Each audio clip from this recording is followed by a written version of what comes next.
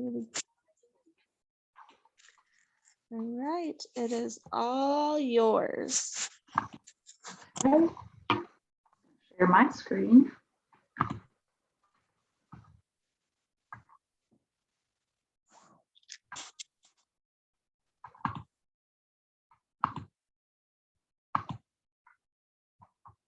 All right.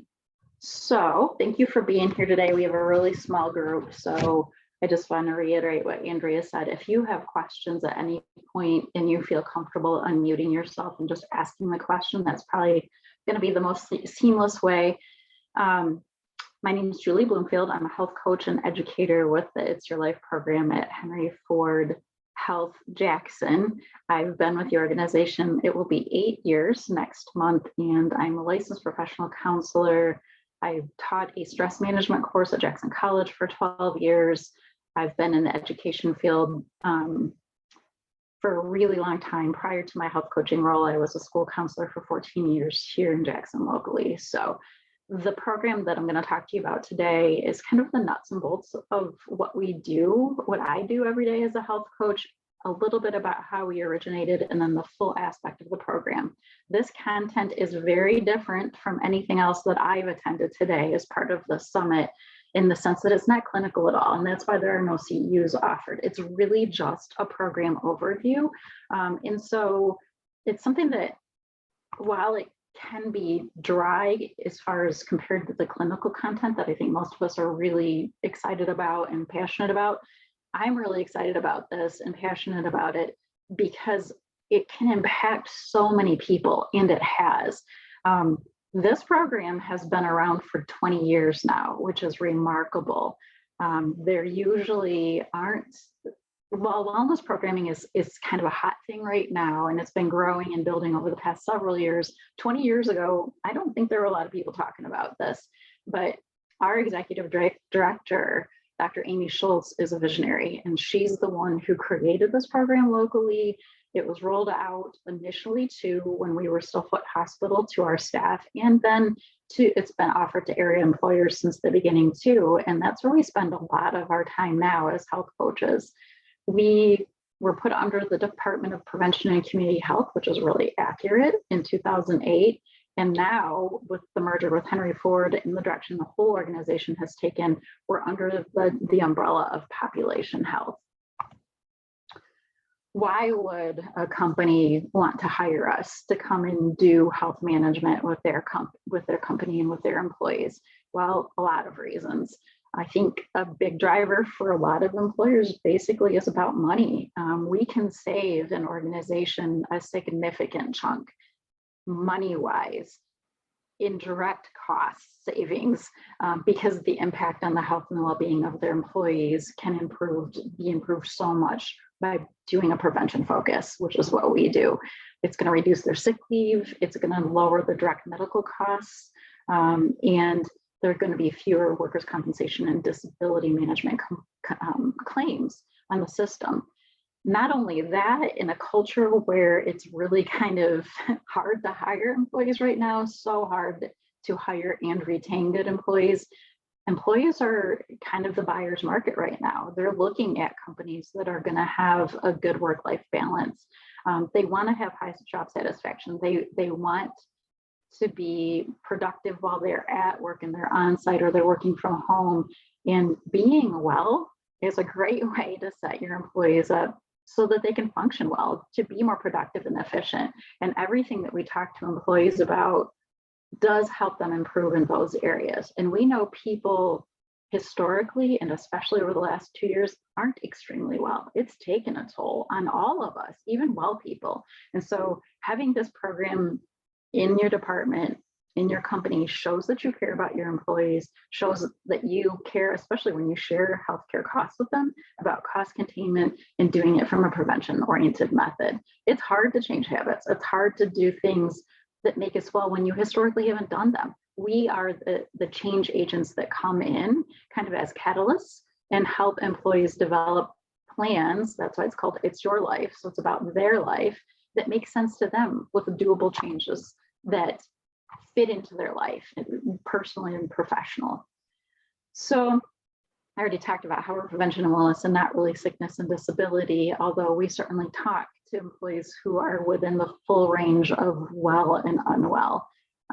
We really want to empower staff to improve their health with knowledge. We share a whole lot of resources with people with skills. We're going to work with them in coaching sessions on developing skill sets that are going to help them be well. We know motivation is hard to come by, especially during Michigan winters. We'll talk to people about that, and we're going to support them. We're going to support them through the goals they set, through any hurdles they encounter along the way toward their goal progress, and when life throws them just the stuff that we've all been dealing with, or even unique situations. We're going to meet with them regularly. This is what we offer as a comprehensive program. It's what we've been doing for 20 years. We typically start with a health assessment, and that's delivered on a web-based platform. We have used a couple of different platforms. We used to use something from U of M. We use something through WebMD at this point. The health assessment, how long it takes for an employee to answer the questions really depends on how they answer the questions and what they have going on.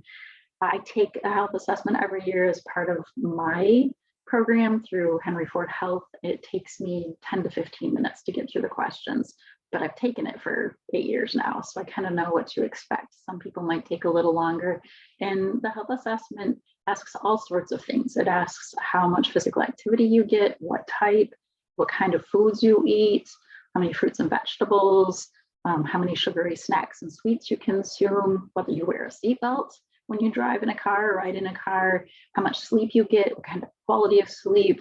It asks tons of questions about stress and mental health.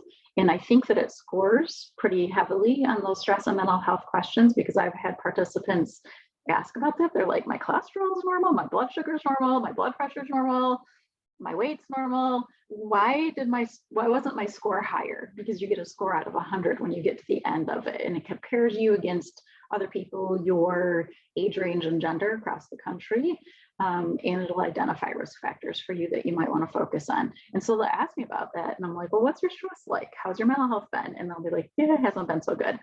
And so that's maybe why somebody might get a lower score.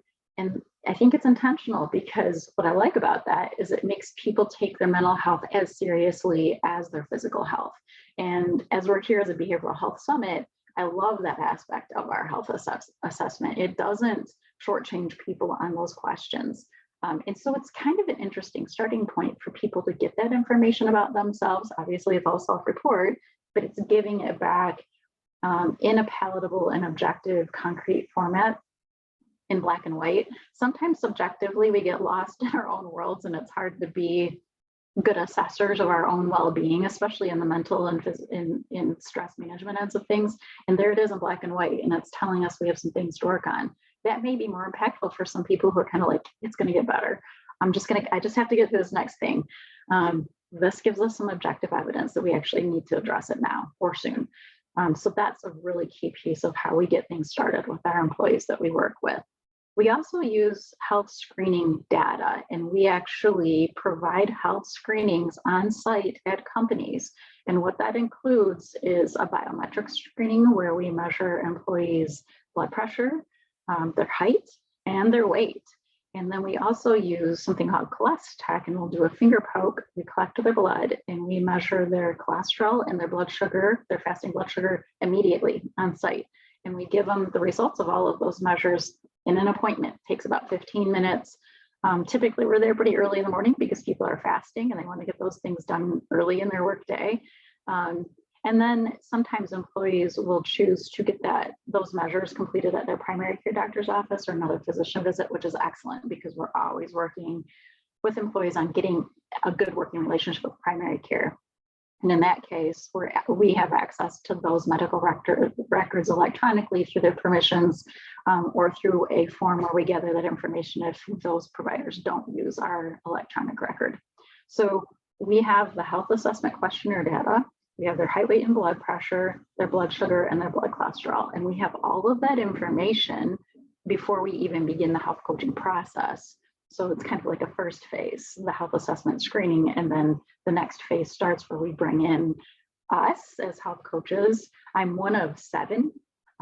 We have 3 registered dietitians two of whom have personal training certificates as well.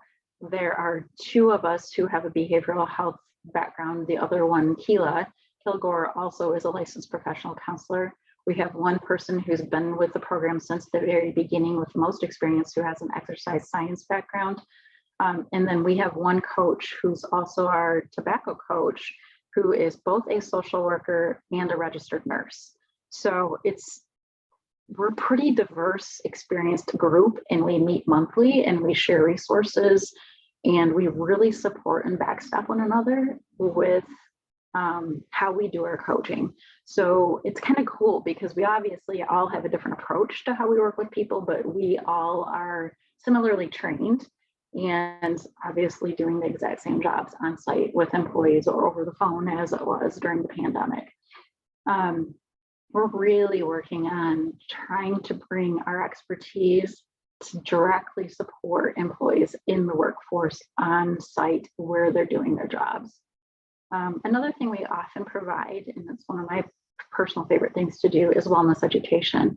And we can be tasked with coming to a company because they're seeing, or they identified through the health assessment aggregate data, that there's a lot of stress management issues or mental health issues or needs for healthy recipes, or they want to have us address high cholesterol or blood pressure. And we bring those educational presentations to the workforce in whatever format makes most sense for the employer. So we might do a lunch and learn, we might do it virtually. Obviously, over the last 2 years, pretty much everything's been virtual. We might do a webinar and let them deliver it to their employees at their convenience, or put it on their website. I really miss the face-to-face education. It's usually very rich, it's very interactive. We get lots of great questions. We further develop the relationships that we have with the employees in those workspaces. Sometimes a workplace they don't necessarily hire us to do coaching, but they have us come in and just do wellness education on topics, or they might choose a whole series. Keela and I, several years ago, developed an entire stress management series and delivered that in multiple locations. And we had a ton of different topics. And it was cool. I mean, it was really neat to kind of start with how you identify your stress and move it all the way to how do you increase your joy. And we did kind of the full range in between. So whatever the topic is that's needed or requested, we will deliver that. And then finally, we do care management, and that's for our higher risk participants that are identified through the health assessment and health screening that need additional support and care. They tend to have multiple chronic health conditions that require a lot of treatment with different providers.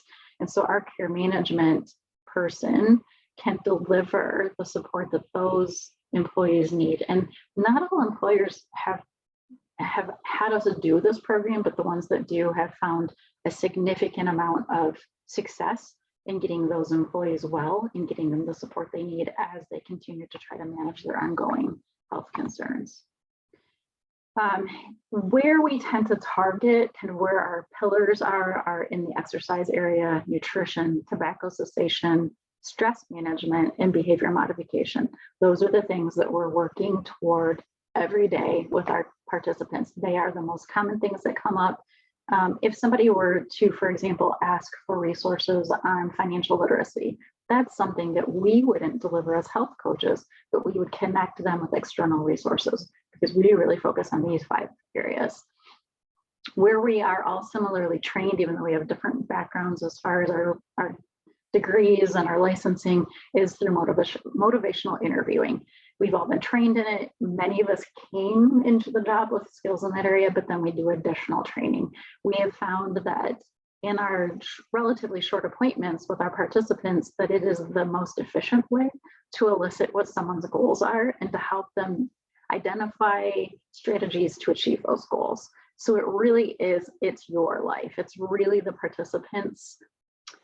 We know this, like we know that we can't give anybody advice and hope that they're going to work toward it in the 3 months between our sessions and then they're going to come back and be like, everything's fixed. That's not how it works. You know, this is an ongoing process that people have to work pretty hard at. And so utilizing their ideas about how to do that is really the only way to get it. And motivational interviewing is the perfect way to elicit that. And then we're a source of support. Looking at the data from the sessions that I attended today, so many people are burned out. So many people are really kind of at their max level of what's on their plate and what they can do in their life as far as additional things to be well. And so we are often the gentle, familiar, comfortable provider who's regularly a part of their life. It tends to be a quarterly contact every 3 months or so. We're either doing health screening or health coaching with them. They get to know us. I've been coaching at the same company since I started here. So as I was just finishing up my 3rd coaching session with them over the past month, I mean, I've been working with some of these folks for a full 8 years, and that's cool because we don't take a lot of time to kind of rehash the background. We can just get to what's going on now. And it's a really powerful dynamic to have that relationship with people and the frequency with which we can meet and kind of get to what's going on. I love that aspect of what we do. A focus of health coaching specifically versus care management is that we want to keep healthy participants healthy. The original program model starting 20 plus years ago was to work with everybody. We didn't want to do a health assessment and health screening and just treat the people who are highest risk. We want to work with the entire population because we know the entire population struggles with something. They could use support with something. They could use an additional professional, help them unearth resources for something, because life keeps handing us opportunities to bounce and roll and adjust and try to be even healthier or less unhealthy. And so that's where we're really working from that platform. And we've definitely seen fluctuations with the level of health that people are experiencing. We do want to assist participants in reducing or eliminating their identified higher risks. Part of that is making sure that they are working toward establishing a good relationship with a primary care provider and that they're getting the necessary and recommended age and gender-based preventive screenings. So it used to be that everybody should be getting their first colonoscopy at age 50. Now it's down to 45. Regular mammograms for women or people with breasts, regular preventive wellness screenings related to feminine health, making sure that people are getting the STD screenings that they may need. And that sort of thing is not something that necessarily people talk about all the time or comes up regularly. Some companies do ask their employees to provide evidence that they've done the required screenings. Other companies don't focus so much on that.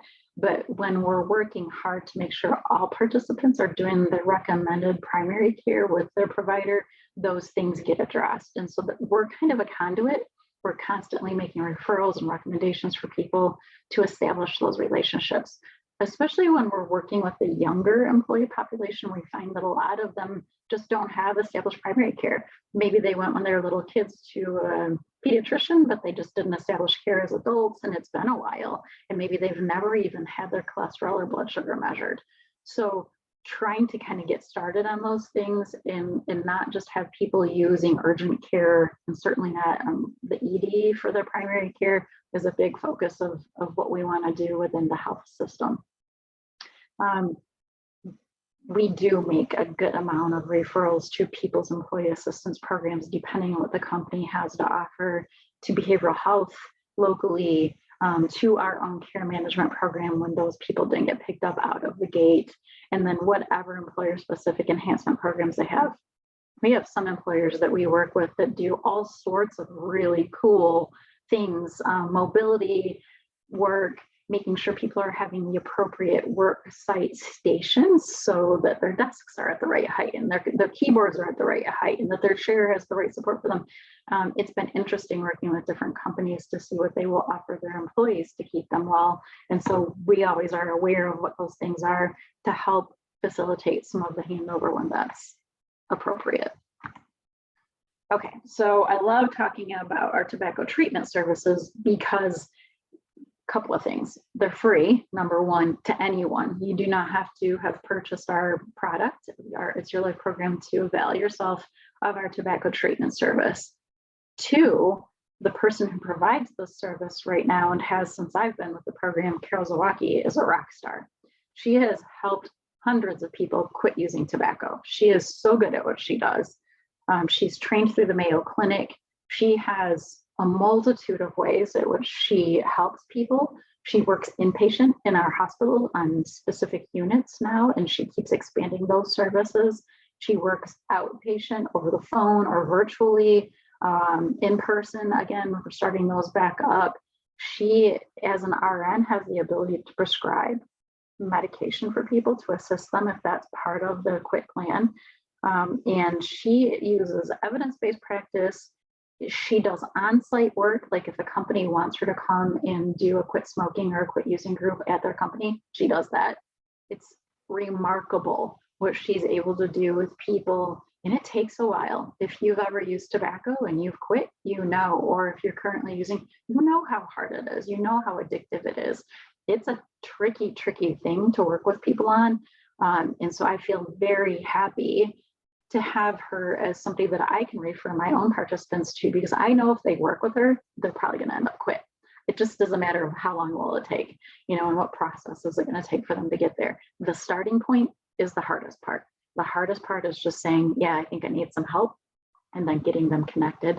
But once they start working with Carol, wow, it's cool to be aware of what her success rate has been.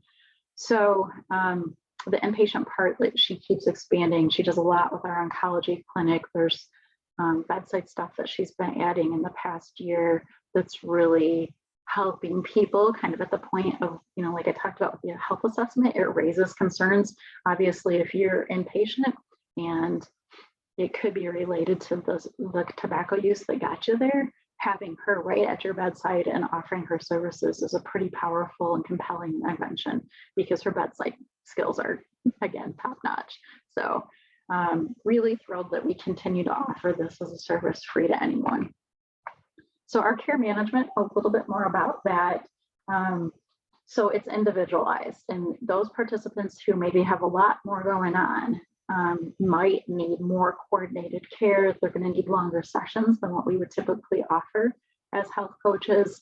That screening process through the health assessment, health screening, is going to identify some folks. And then, of course, the participation is voluntary. An employee wouldn't necessarily have to say yes to care management. They could stick with just the regular health coaching if they didn't feel like care management was something that they wanted to try at that particular time. And that's important, because our care managers are highly skilled social workers, usually, who have been at it for a long time, really know what they're doing, and they work with a lot of patients. And so they want to make sure that their clients, their patients are motivated to work with them. So that's why it's a voluntary process. They've been able to help clients and participants with so many different things, kind of in that case management, care management, social work aspect, where more things are needed to keep those employees well, to keep them in the workforce to whatever extent is healthy and useful. So I think we are at our end. That went pretty quickly. If you have any questions about our program and you're interested in receiving more information, this is the contact information if you wanted to take a picture of the slide. The person who answers, our administrative assistant, Anne, is super helpful, and you let her know that you attended this, and she can get you connected with the right people if this is something that you want to talk more in depth with, whether that's my own supervisor or my manager, my director. Any one of them are really helpful in talking with employers, employees more about the program. They certainly know more about the history of what we've done, where we may be headed in the future. While this is a snapshot of what we've been doing pretty typically over the past 20 years, we know that moving forward, we probably will be even more flexible in how we reach our participants, where it might be more a la carte. It might not be straight health assessment, health screening, health coaching, care management, educational sessions. It might be more of a menu where you pick and choose which things your company wants to utilize. We've always been offering the wellness education as a potential just separate component, but there might be other components of what we do that are not necessarily one full package, but things that people could bring us in to do. So I'm going to stop sharing and see, do you guys have any questions about any of this? I know we have a pretty small group. And if you do, it's probably easiest just to go ahead and unmute yourself.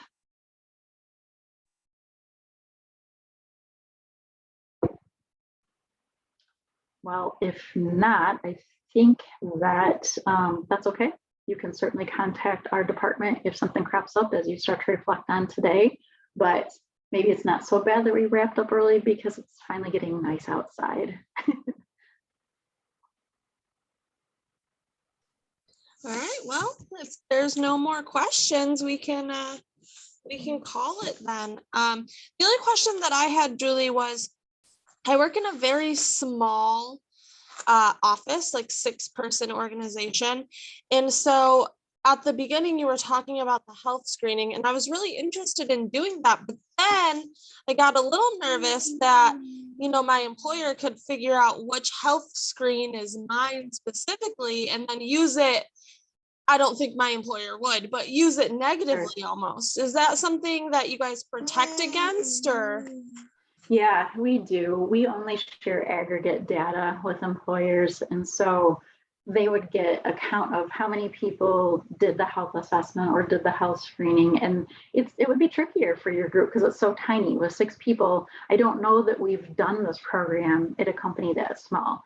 I know that we've done it at companies that are as small as like 20 and 30. So we've certainly worked with smaller companies, but all they get is that aggregate data. And we do an annual meeting with the leadership at those companies, like a Human Resources Connect, to share where the aggregate data is coming out. And that's where it gets really cool when we're there for a longer term, because we can compare our data year to year to year. So we can see the trends.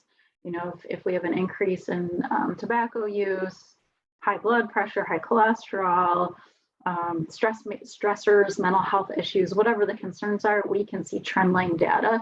And so there are like cutoffs, like an employer would see aggregate data compared to other companies across Michigan, kind of where their employee group is sorting out if there are risk factors, like if I, you know, like we would be using for blood pressure, for example, a cutoff of 130/90 is high blood pressure. It used to be 140/90, and recently national guidelines dropped that down. And so we're using all national guidelines about where the cutoffs are, where the risk factors are, but we cannot, it would be illegal to share individual data. We can't do that.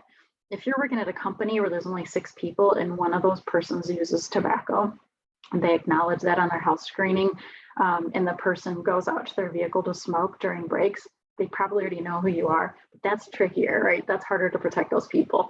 But we can't even, like, for a company that we're working with, if we see trend data that maybe they've hired some new employees who are tobacco users, and we think we know which area is that might be, or the human resources person thinks they know, we wouldn't even offer targeted tobacco cessation to that department because we can't identify them like that. We can offer it to the entire organization, and those people can choose or not choose to attend the education. But we have to be careful about that stuff, obviously, in smaller groups. Yeah, no, that would be a serious violation of HIPAA if we were sharing that stuff. And it is, because it is work-based stuff, right? And so the disclosure agreement that people sign in order to participate in the program comes before the health assessment. So it's the first thing somebody would sign before they would take the questionnaire or have a health screening. And it's pretty thorough. Our legal has worked on it over time and over years significantly. The language had to change a lot when we started offering care management, because that's a higher level of mental health access to people's resources and records. And so additional language had to be added for that.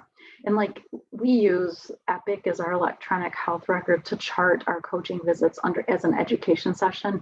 In Epic, we are only allowed to look at height, weight, and blood pressure, blood sugar, cholesterol, and our coach notes. We can't look at anything else in somebody's chart.